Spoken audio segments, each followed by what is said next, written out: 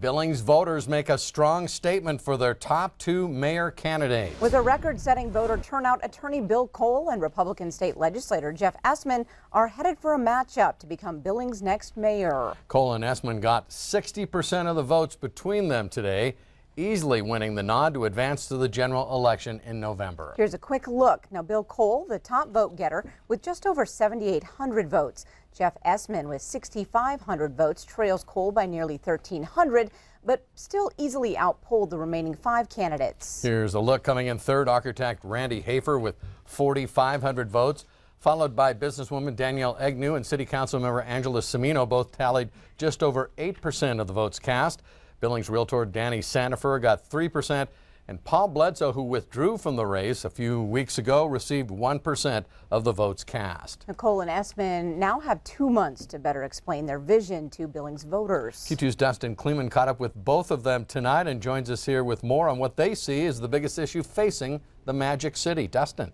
Good evening, Jay and Janelle. Both candidates expressed gratitude for voter support and want the record turnout in the primary to continue when either is voted as the next mayor.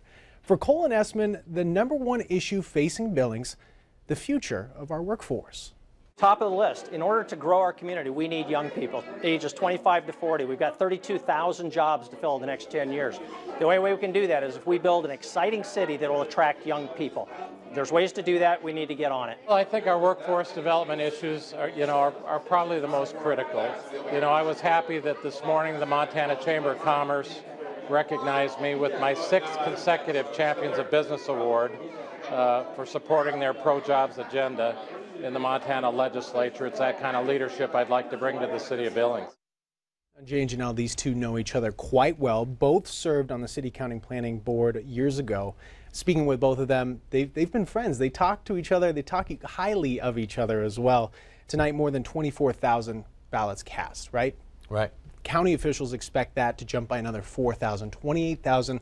So we'll see where those votes end up splitting. We'll be paying attention to it. All right. Thanks so much, Dustin.